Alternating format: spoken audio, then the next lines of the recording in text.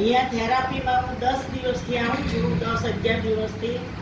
મને પગમાં ઝંઝણાટી થતી હતી ડાયાબિટીસને લીધે, એટલે ઓછી થઈ ગઈ છે.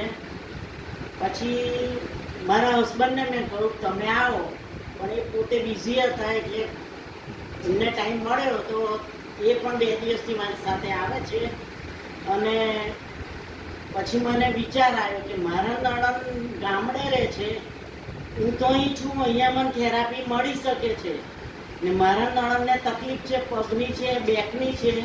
એટલે મેં મારા હસબન્ડને કીધા વગર જ મેં મારી જાતે જ નિર્ણય લીધો કે આપણે લઈએ છીએ એવી રીતે. પણ મેં એવું કીધું કે મારે મારા નણંદને આપવાનું છે, એટલે તમે નિધિબેનને વિધિબેનને કહ્યું હતું કે સરપ્રાઈઝ રાખજો.